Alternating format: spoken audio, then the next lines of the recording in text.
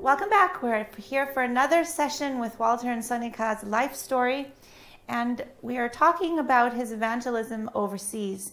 Now, Walter, when you came to Canada, you did that series in Massey, and that series was actually called Truth Matters back then, and only 2 or 3 little small lectures were about the Masonic and occult orders, and you received a lot of opposition about those. And now, shortly thereafter, a few years later, you expanded them and decided that there was more evidence that was needed to silence the critics. So we now have Total Onslaught. How did you get that additional information? Well, you see, the problem is with people that grow up in the truth, they are so protected from the world. They think that these things are unnecessary. Why don't we just preach Jesus? Why do we have to preach about things like this? They don't understand. They're sitting beautifully, comfortably in the church, enjoying all the privileges, while people like I was out there in the world, destitute, robbed of truth. I mean, one of my colleagues was a Seventh-day Adventist. He sat next to me in an office not far from me, 19 years, and never opened his mouth. When I became an Adventist, I thought I was going to clobber him. 19 years, and he doesn't tell me. And this is how I felt. So this was not information for them. They were already comfortably sitting there. This was for the outside world. There may be other people who feel like you did. Exactly, and someday. This is where I came from. And people say, how can you speak against Catholicism in this way? If John Knox hadn't gotten up and preached Daniel chapter 7 to the Scots, they would all be Catholic today. But the whole nation became Protestant on the strength of one sermon. But I think that's a very important point. You know, after hearing your whole life story, I think many people are wondering, how could so many things happen within one lifetime to one person, and all of them fascinating and interesting? And, you know, it feels like you'd have to live 1,000 years to experience all those things that you have experienced. But I think that it's because you do something for God. You weren't like that man who just did your job and sat in an office and not say anything and pay off your debt and be very quiet. But despite your debt, despite all the hindrances, you wanted to work for God. And people who are going to work for God are going to experience something exciting in their life. There's going to be opposition, and then they're going to be tested. What do you always say about boring? Well, sometimes I think it would be nice to have some peace and quiet for a change. But I realize the time is short, and if we don't do it, who's going to do this work? And there are very few evangelists in the world, if you think of it. There are just a handful of people that are still preaching this message.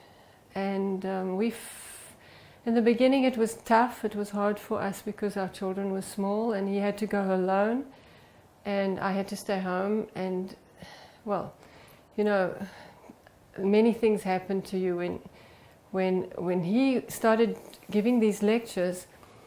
It was like Satan was trying to attack the family. He was going full out to either destroy me or the children or him, for that matter. Yes, I know. I remember how many times he would be gone and Satan would be attacking you. Yes, many times. Yeah.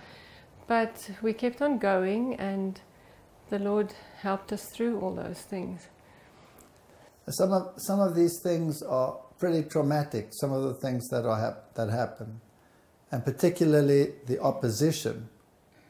Now, the opposition from without, that's there and it's gone. Mm-hmm.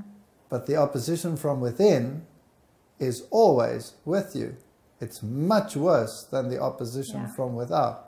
You know, when we were in Oklahoma, we did a series in Baton Rouge, Louisiana? And if you remember when we were there, we met so many people who were in the church who were also members of Freemason lodges. And we had some horrendous stories told to us of people who had firsthand experience with these things that you were talking about, even sacrifice and 33-degree Mason things. And that's where we really realized that this is an untapped or unreached group of people who is really not aware of what is going on in the secret societies, and they're just blissfully joining them and thinking everything is fine, that they can actually be church members and also members of Masonic lodges. And our members don't understand that these things are real. Yes. They don't understand the force that is controlling everything from behind the scenes. Because a human mind cannot by itself pull all these strings together and make all the puppets dance. It's impossible. So behind the scenes, there are demonic forces. The dragon gave him his seat and power and great authority. I had to deal with the dragon power. It was in my life. I had to have physical confrontation with him, spiritual confrontation. There were some issues which became non-negotiable. The issue of creation evolution. That's non-negotiable. I'd come out of evolution. I was an evolutionist, a convinced evolutionist. I wrestled with it with every fiber of my being. I had to know every answer. I wanted to know why. I wanted to be convinced. And having gone through that entire process with all the miracles that we've already told associated with it, finally come to the conclusion God's word is trustworthy. And then come into your church and find people who walk out of your audience because they're evolutionists. I taught for a number of years at a college in South Africa, our colleges. I taught the faith and science, and I taught the creation model. And then one year my workload got too big and I couldn't do it. The next year they're preaching evolution. You feel like you want to go and modify the place. You come to our colleges and you go to a great university in California, and what are they doing? Propagating evolution. And they're telling you to wise up and come up to the times. Good grief.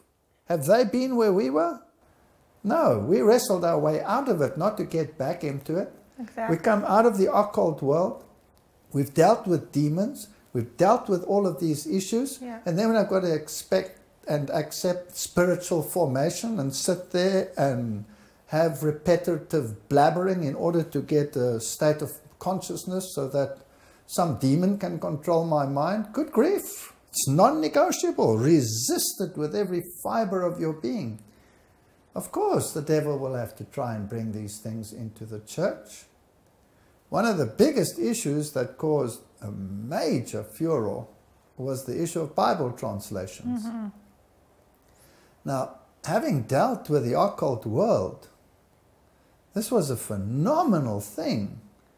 Knowing that a word here and a word there, and reading the writings of Westcott and Hort, where these people themselves say that they changed the word here and they changed the word there to give it an entirely different meaning, and that they belonged to ghostly guild societies, and that they dabbled in the occult, and that they were members of secret societies and wrote the oaths of allegiance for these societies.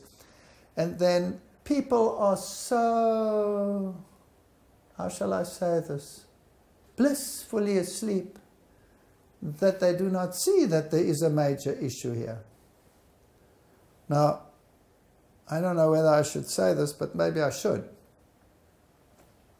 I was in Europe, and I was going to preach in the East Bloc, and I landed in the heart of Europe, in a capital city.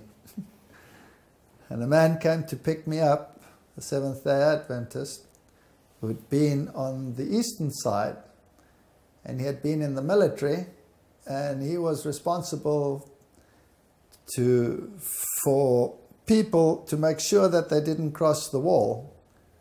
So he would, shoot people if they crossed the wall. That was his job. He was a communist through and through.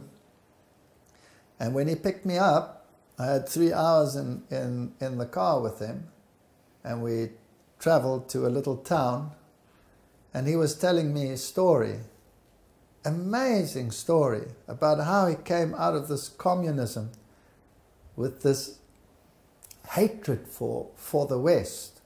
And anybody who wanted to go to the West was something that had to be annihilated. And then, of course, the wall fell, and their world crumbled, and those that were in the military became part of the Western military.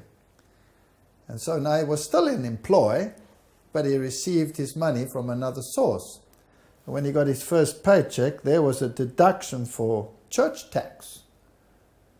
And this freaked him out. So he went to the officers and said, "Excuse me, what's that? What's this deduction?"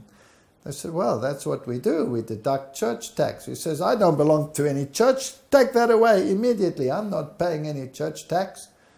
They said, "It's not so easy. You must first resign from your church." He says, "I resign from the church."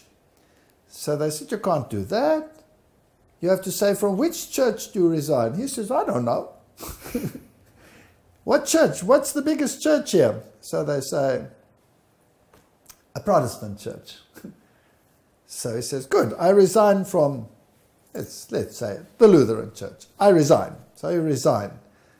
That weekend he spoke to his family and said how silly these people were to deduct this. And they said to him, "But you're not a Lutheran." So he went back to his military officers and says, "Excuse me, I resigned from the wrong church. Just correct that. I resigned from the Catholic Church." So he resigned from the Catholic Church. And this is what he was all about. And then at some stage in his life, he'd come into contact with Adventists. And after the wall fell, his life fell apart. He wasn't, his ideology was gone. He was destitute. So he decided he was going to look for an Adventist church. But he didn't know what church was. He thought it was some club. So he went to a church, found a minister, and the minister talked to him and he said, "I want to join your club." He said, "No, you can't. You must first have Bible studies." "Okay, initiation process, let's get this over with." Went to a few, said, "What's next?" "You must be baptized." "What's that?" "You go under the water, you come up." "Great." So he went down the water and came up, and now he's been initiated. Now what happens? Now you come to church every Sabbath. So he went to church every Sabbath, and after a while he said, "And now what? This is boring. Don't you do anything? You just sit here and sing. Is that it?" This is what his mindset was like. It's so funny. And then they said to him, "No, well, we've just gotten back all the things that the communist government had confiscated. They'd kept that all neatly stacked away somewhere, but it was now, 2 generations old. So you can help us sort it out and incinerate what we don't need." And so they finally found a lot of books and stuff. And there he had the books. And he said, "What do I do with these books?" And they told him, "No, the books aren't necessary, they're outdated." So he said, "Are they Adventist books?" And the person said, "Yes." And they turned out to be Spirit of Prophecy books. So he thought, well, if they're Adventist, I'm not going to incinerate them. He took them home. And he started reading them. And then suddenly he discovered what it was all about. And he thought to himself, "Oops, I'm the only one left. Nobody else believes this anymore. I've just discovered something." And so he went across many churches and eventually he found a number of people that believed the same. And then in this liberal milieu, they start a little church with just a handful of people who still believe those truths. And this little church was the one that invited me. Amidst all of this.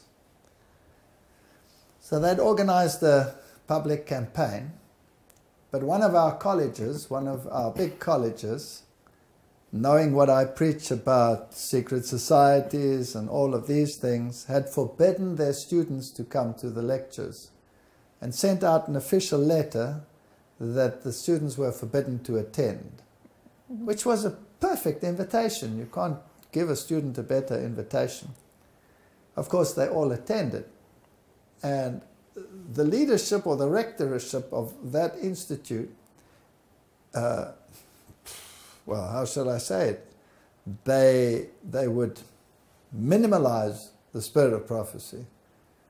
And the leading figures there, one of them said that you cannot be dictated to by a woman with just 3 years of education. So you can understand the mindset there. So I get to this hall the first night. The students are all there. It's quite packed. They'd arranged everything. There was a oompa band there. And this was doing its thing. And the mayor was there. And it was quite a performance. So I'm getting there, and the pastor had come to me and begged me not to say anything contentious. Please don't speak about this. Please don't speak about the papacy. Please don't do that. But the Bible says, and the spirit of prophecy says, that we must preach about these things. Because there's a 3 angels message, and you warn against the beast, and you warn against the false prophet, and we're supposed to do those things. And the spirit of prophecy says, expose the wickedness of the man of sin, and that he has not changed, and that if you have a tendency to move towards him, it means that you're backslidden. So there's this conflict, this constant conflict. So how do you deal with this? And as I get into this place, a man comes up to me and he says to me, are you going to preach the 3 angels' messages? And I thought, well, it must be an Adventist, because how would you know, right, what 3 angels' messages are? I said, yes. He runs onto the stage, he screams at the people and says, get out, this is an evil man, he's going to preach the 3 angels' messages, get out. And I'm praying and I'm saying, Lord, get rid of this man, I don't know what to do now. And he just keeps on screaming, and as he screams, he walks out and carried on screaming in the street. Right, recovery, oompa band settles things down. Get onto the stage, say, good evening, ladies and gentlemen, in my pathetic German. Next minute, a lady falls off her chair. Ah, there she lies. Medics come, everybody's in turmoil, takes a whole while to take her away out the side and take care of her. She'd fainted for whatever reason. This is the type of thing you're dealing with all of the time. Now, I'm not new at this. I know what's happening. So I'm praying and I'm saying, Lord, help me. So obviously, this must be important. Yeah. So Walter, you've had a lot of opposition in Germany, not just with the little church situation, but every time you go there, you seem to get into another trouble. And in the last one you went, there was a lot of trouble. Tell us about that. Well, let me first say something about Germany. I have German roots, right? And it's almost like I'm a sucker for punishment. I always go back and I always get beaten when I go there, not in a physical sense, but in a spiritual sense. But you know what? It's a sign of the war. It's a symptom. I've met such wonderful people in Germany, such kind and sweet and gentle people. And I've met such hard-headed people, like I was. So we butted heads on many, many occasions. And I think God has used my life to prepare me for some of these confrontations that would come. And almost like telling the headmaster of the school, do you want to give me another blow? Mm-hmm. Not that I like blows, and not that I do this because I'm a masochist, but these people were the children of the Reformation. Yeah. And I think that they are under special attack, and Satan hates them. Martin Luther gave something to the world, that he's going to make that nation pay for, and he's made them pay ever since that day. Mm-hmm. They have been degraded, they have been uplifted, they have been destroyed, they have been rebuilt and destroyed again. That nation has had a very, very hard time. And some of them have become so hardened that they find no place for God. And some of them are so battered that they long for God. And I think God is looking upon that nation with tears in his eyes. And so why do I go back? I go back and I go back because I believe there are still some there whom God is calling. So with that as a background. Now when last I was there, I was accused of anti-Semitism. And it's pretty clear that those who did the accusation came from within and not from without. And, well, that is a rather sad situation. Now, am I an anti-Semitic? The answer is no. I'm anything but an anti-Semitic. I'm not an anti-Semitic, I'm not an anti-Muslim, I'm not an anti-Hindu, I'm not an anti-white, an anti-black, anti-Hispanic, or anti-anything. I'm a pro-God. And I want every tribe and nation and people to accept salvation in Jesus Christ. But I did say that the current theology of events in a literal Israel being the culmination of prophecy was wishful thinking. Mm. And that the literalism that we have in the dispensationalist theology of the day, that literalism is not biblical. Now, dispensationalism teaches a literal fulfillment of the literal promises to a literal Israel. And I said, firstly, there's a spiritual Israel, because the promises are transferred from the literal to those who are in Christ. That's the first thing. That's biblical. Paul said so. If you are in Christ, you be Abraham's seeds and heirs according to the promise. So that's the theological side. But even physically, they cannot be the heirs, because the European ones largely come from the Khazars, and this caused major problems, because the Khazarian theory was one that was disputed hotly, because this would mean that they're not even Semites, that they come from Yafet, so they cannot be the literal heirs. And so all of this was used against me, and I'd said that the nation had been herded like cattle in the Nazi regime, and this was considered anti-Semitic. In actual fact, I considered this the exact opposite. Yes. Because that's what they had done to them. They had humiliated them. They had treated them evilly, badly. And so I thought as a positive, but they interpreted as a negative. Yeah. They thought that the Khazarian theory that I was presenting was ludicrous. And the accusation was then handed over to the authorities, and they had to investigate it, which they did over a 6-month period. But the interesting thing is, just a few weeks after I presented those lectures, their magazine, Der Spiegel, which is like Time magazine, came up with a big article defending the Khazarian theory, or reporting on the Khazarian theory. So here was a secular source saying exactly the same thing that I had said. That's the first thing. And that must have put the cat amongst the pigeons. And then the Jewish Guild themselves said that there was no anti-Semitism. And finally, the courts also threw out the accusation. But why did God permit this? Because this is quite a serious issue. I believe that we are very close to the time of the shaking.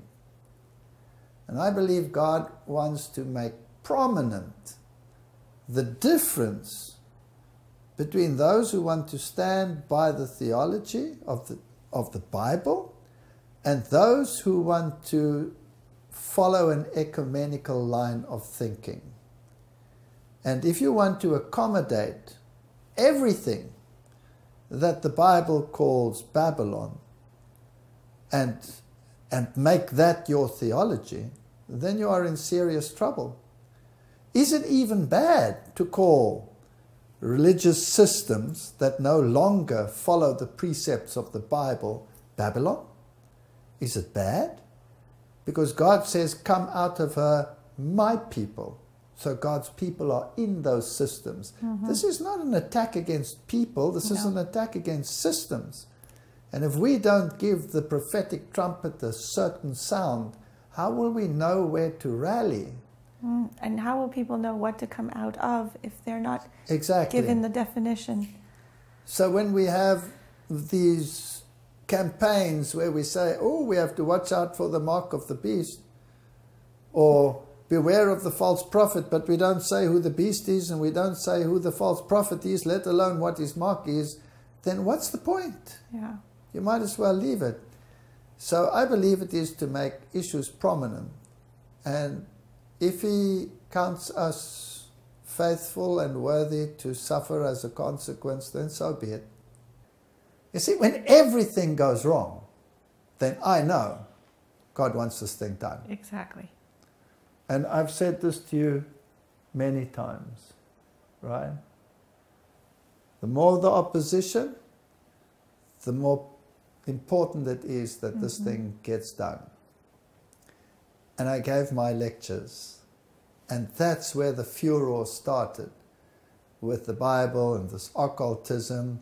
You know, this is not necessary, and they were preaching that the modern translations are so much better than the old translations, and they tried to label me with a King James only man or this or that. How could they do that? I was quoting Luther. He didn't write the King James, did he? And it was a received text versus the Alexandrian texts issue.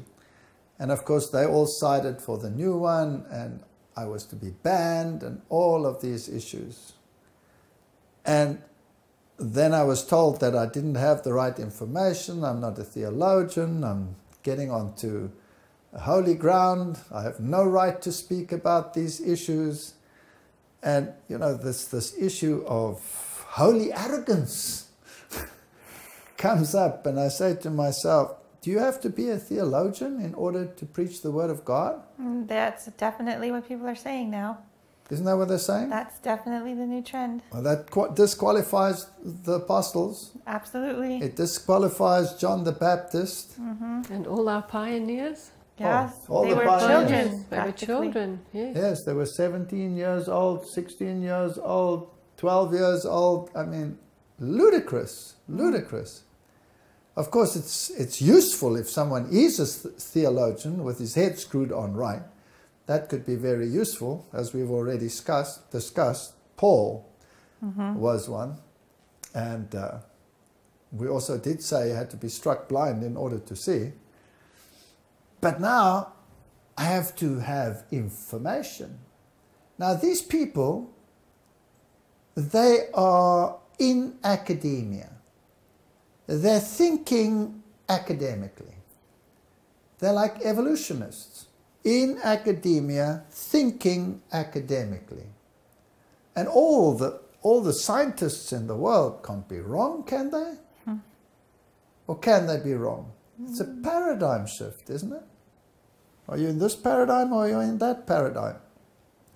These people don't understand the war behind the scenes. No.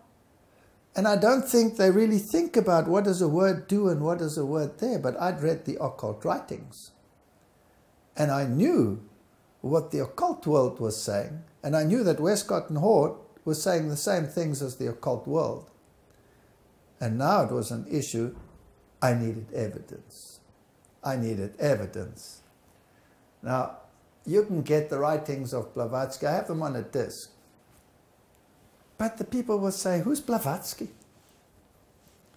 They don't understand that Blavatsky is to the occult world what Ellen G. White is to Seventh-day Adventists, except they have more respect for her than we have for the spirit of prophecy. Some of our people are saying that yes, she has the same inspiration, but she doesn't have the same authority. And you cannot use her for exegesis, you can only use her for homiletics. Well, if she doesn't have the authority, then how can she have the same inspiration? They're mutually exclusive. It's either one or the other. And if you cannot use her for exegesis, then you might as well trash her. So that's not getting rid of her, but that is making her of non-effect.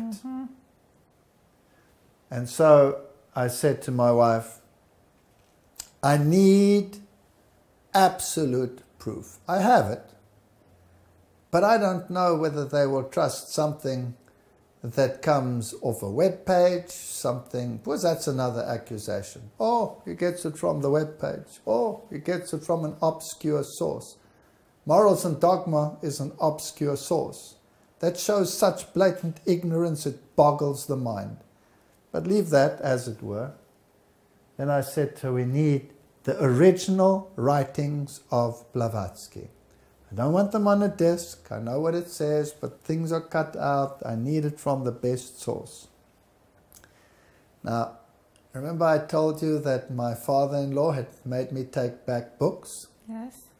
And I'd met the channel, and this is now, 20 years later. And I say to my wife, we need to go to them, because I tried to get the original sources. Impossible. We went to every esoteric bookstore that there was, couldn't get them. And so we decided we would go.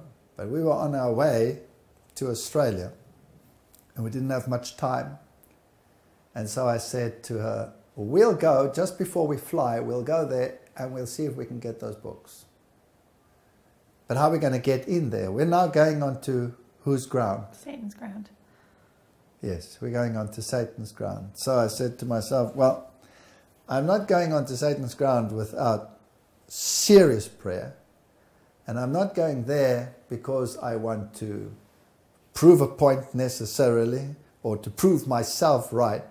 But if this is important, then God will help us, so that we can show that the occult world says that the new translation based on the new manuscripts are in line with Kabbalism, and only a Kabbalist would be able to translate them so that the esoteric meaning of the texts can come out. And Westcott and Hort had said those very things, that they would change a word here and they would change a word there, so that to the surprise of everyone, even the most informed, all these changes would be there and they wouldn't even know it. And so I said to her, she must come with me, because I'll never get in there by myself. And I'll use her maiden name, because that was the name of my father-in-law. So you tell the story. I'm talking too much. Well, we rang the bell at the door. There was a high security gate. Was this the same place that you The delivered same the place, books to? but it had changed a bit. There was now security around the house. And we rang the bell, but there was no one there. So we went away and we came back again. And this time we rang again and somebody answered. And he said, "Who are you?" And he immediately used my father's name, and he said, I'm the husband of the daughter of so-and-so, and we would like to come and speak to you. And the man immediately, when he heard my father's name, he immediately said, "You can come in." And so we went in, and on our way up to the front door, there was a building next to the house, quite a tall building, and the top story window opened, and this woman leaned out and she looked at us, and her eyes were wild and weird, and she shouted at us, but we couldn't hear. She wasn't saying any words, she was just making noises and screaming at us. And he quickly ran up and he, quieted her down and closed the window, and so we went into the house, things had changed. I think previously where there was the temple with the triangle and the purple, it was all gone. It was now just a normal house, but there was almost like a reception area with bookcases and many chairs, so it seems like it was a meeting room. Yes, and you can explain further about the books and what happened there. So I said to him, I'm looking for the man who used to live here. And I mentioned the channel's name. So he said to me, he's dead. This was 20 years later, and he was not a young man at that stage anymore.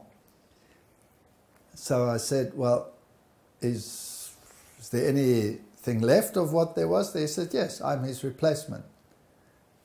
I'm the man now. I said, thank you. So why are you here? He said. I said, well, I'm actually on a quest. I'm looking for the original writings of Blavatsky. But I didn't want to tell him why. So he says, oh, you want the original writings of Blavatsky? He says, well, unfortunately, they're not available. You can't have the original volumes of those works. But I have many books for you. Come, I'll show you. So he took me to a table, and there were lots of books lying there. And I remember one of them was Bridges, and I said, I've read that. And then there was Alice A. Bailey stuff. I said, I've read that. And he said, so do you want none of these? I said, no, I don't want them. I've read them all. And he took his hand like this, and he wiped them to one side. So he said, so you're done with these? And I said, yes, I want Blavatsky. And he looked at me and he said, Blavatsky? Well, if you want Blavatsky, that means you have arrived. And I said, oh, thank you. He says, but I can't just give you Blavatsky. What esoteric school do you belong to? Uh-oh. So I had to do some quick thinking, and I said, I don't belong to an esoteric school. I only know what my father-in-law taught me. And so he talked some about that. And he kept on saying, oh, Blavatsky. And then he kept on showing me other things. And then he said, let me show you this. And this was fascinating. He took me to a bookshelf, and there was a Bible commentary. As we would have a Bible commentary, there was a Bible commentary. And I took a book down and I started reading. It's the esoteric interpretation of the Bible. So everything that's good becomes evil. Yahweh becomes Satan, and Satan becomes Yahweh. Everything is gospel reversal, right the way through. And I picked this up. So I said to him, this is interesting. What do you do with these? He says, well, we give Bible studies. So I said, okay, so you give esoteric Bible studies. He says, yes, we have a class here and we meet. But I also lecture elsewhere. I don't know how to say this carefully. Let us put it this way. He trained high-ranking theologians in the esoteric schools. And he also told me that I couldn't have these books because even if he died, the books would have to go to high-ranking theologians. Now that's fascinating to me because that meant that some of the high-ranking theologians that are preaching or teaching students are actually trained in occultism and esoteric knowledge. Now, this is not some conjecture of mine. I'm here in this terrain. I'm getting it out of the horse's mouth. And he's almost making it his boast. But I didn't have too much time, and so I said to him, we have to go because I have to go to the airport. And I'm sorry that you didn't have it. But he wasn't through yet, so he said, wait a minute. And he went downstairs somewhere, and he returned, and he packed out Blavatsky's writings in front of me. He was whetting my appetite, of course. Now, let me make this quite clear. I don't want to read Blavatsky's writings. They're nauseating to me. I've struggled through them. I've read what she has to say. And Isis Unveiled, all of these books, I've read them when I was still in the occult world, but I never had the original writings so that I can verify absolutely page so-and-so, this is real. So then he said, but you can't have them, of course. So I said, but can't you get another copy? He said, no, I can't. And we were just about to leave. He says, I do have one more copy, but unfortunately you can't use it. I said, why not? He said, it's in a foreign language. And then he disappeared downstairs and he came back with it and he put it down there and it was in German. So I didn't want to seem excited. So I said, that's a pity.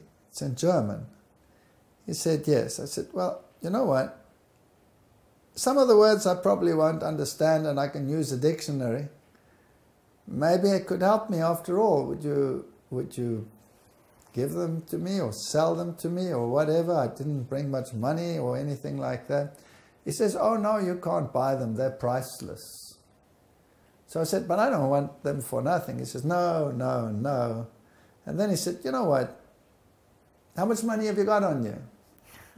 So I opened my wallet and I had, what is it, 300? I had 300 Rand, that's $30. So he said, make that a token donation. And he took it and I got the writings. Now, why did I want them? The reason why I wanted them is because they state categorically that the old Bibles that the Protestants used, the Protestant version, that poisonous asp, same wording basically as the Jesuits used for those writings, that they had been changed esoterically, and then she proceeds to show how they were changed esoterically and gives the esoteric meaning.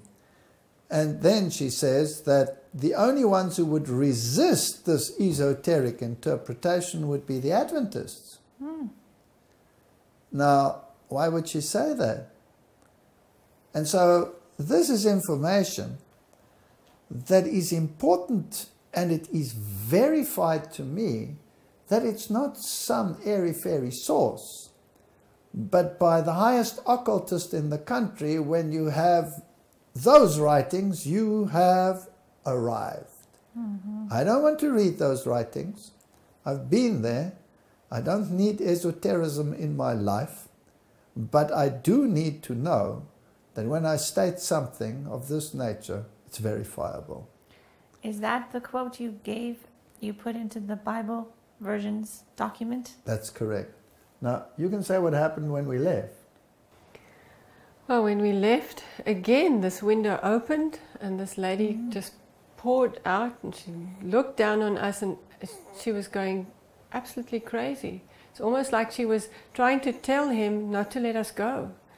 And she kept on screaming and he apologized that she, There were no normal words. She said she was in this state or something. Yeah, he obviously, she had some problem, but it was almost like she was trying to stop us from going. And we left very quickly and we were out the gate. And we thank God that we had come out of there in one piece. And that perhaps it was more important for me, being under attack from everyone on the outside, to have it absolutely verified and established that this was solid ground, so that I couldn't be moved. And I believe that is what happened. Now, many of the occult writings that I had them in boxes. And they broke into our house. And what they did was amazing. They took some of my son's clothing. They took all my slides, my lectures, and they were all neatly packed into lectures, and there were many of them. thousands of slides. They took them all and emptied them on the carpet. They didn't take them away, and they mixed them all up. It took me weeks to resort my lectures into a series. It was horrendous. And they stole the occult books. They took them out of my house. So God protected your slides, but he let them mix them up. He let them mix them up, yeah. Now, I want to talk a little bit more about some of the trials you experienced during your evangelism. I remember one time when Sonika was very ill, and you were doing an evangelistic series. Tell us about that. At one stage, I was doing evangelism, and Sonika became very ill and had to have an operation. And we told the surgeon that she bleeds and that she wanted to donate blood, right? Yeah, she wanted to donate her own blood before the operation, so that if she should bleed, then, and the surgeon said, nonsense, he'll sort that out, that's no problem. And then they did the operation, and she was in terrible pain. And it didn't improve, and it didn't improve, and she got very weak. So I had the surgeon called, and I said, you know, there's something wrong here. And he hadn't put a drain in. And I said, you know, what's happening here? And he said, no, it's normal. And he read the hemoglobin level of the blood, and he said, the instrument is not in order, there's something wrong with it, she'll be fine. And he sent her home. And at home she was getting worse and worse and worse. And finally she could only whisper. So I was rather desperate, so I called our house doctor. And the house doctor came, and she took one look and she said, she's hemorrhaged inside. Her whole abdomen is full of blood. And we have to rush her to the hospital. She was going into a coma. So she said, she came out to me and she said, I don't want to upset you, but I don't think she's going to make it.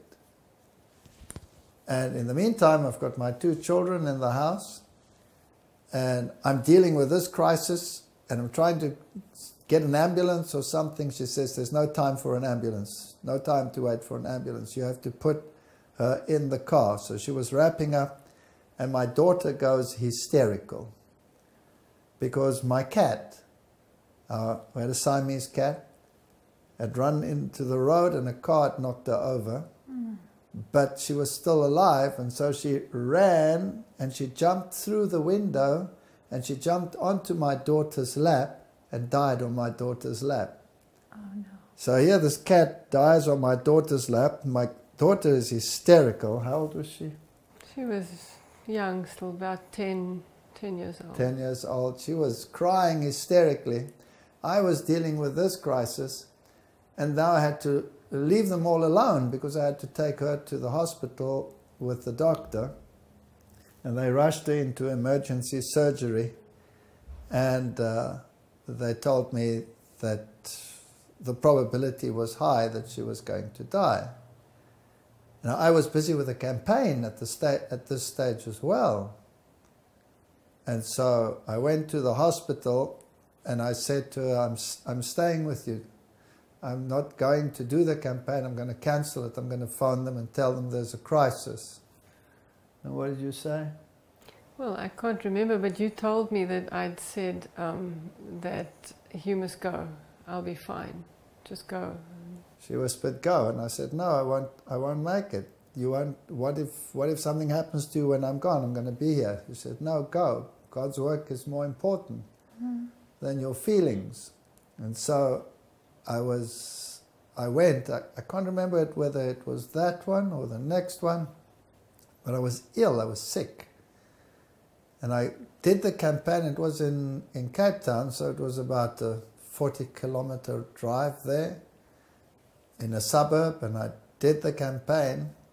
And quite a prominent evangelist came into the church as a consequence of those meetings.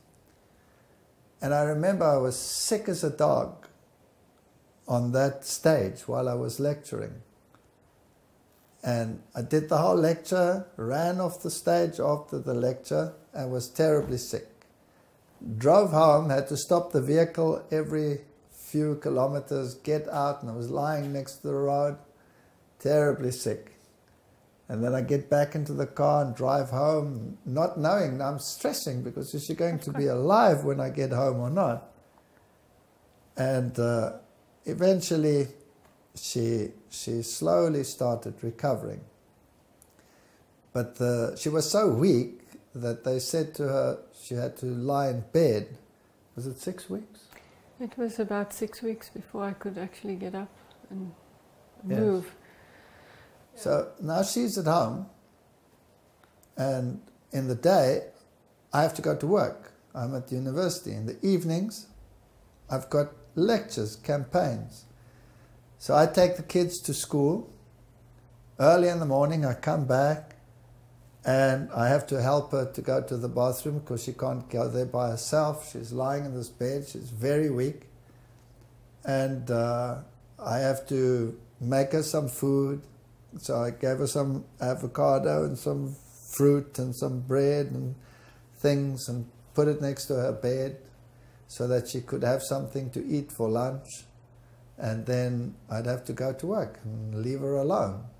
And there's no one to take care of her. There's nobody who helps. We didn't know the people so well, etc. And now you can tell the rest of the story. Well, I was feeling a little bit depressed. I think I was weak. I wasn't sure why these things were happening. Many things were going wrong with us at that stage. In fact, as I said before, since he started to research these things and lecturing, the total transformation kind of lectures. Total onslaught. I mean, total onslaught, yes. Everything started to get worse and worse. And our family was under attack. And I was lying there and just thinking, you know, have I lost contact with God? Is he still there? Is he still speaking to me? Where is he? And I remember we had a German Shepherd dog and a cat, and we used to leave the back door open for the dog to come in and go out. And the door was open, and the dog was sleeping in the passage, and the cat was sleeping somewhere in the lounge. And normally, you know, they wouldn't let any other animal come into the house. And I heard these little footsteps coming up the passage towards the bedroom. And the next minute there was this little squirrel that it jumped right up onto the bed. And I was still thinking, how on earth did it get past the dog and past the cat? Because they would just destroy the poor animal. And so it jumped up onto the bed, and I was at that moment propped up, trying to eat my lunch with the avocado and the bread and the fruit, and it came right up to the plate and it started eating on that side of the plate the food. So I gave him his half and I took mine, and so we sat there eating until he was finished, and then he jumped off and he went and lay on the couch. There was a couch in the bedroom, and he lay there in the sun and for maybe an hour, and then it went out past the dog, past the cat, and out. And I thought, wow, that's very interesting. It's so tame. Why would a wild animal do that?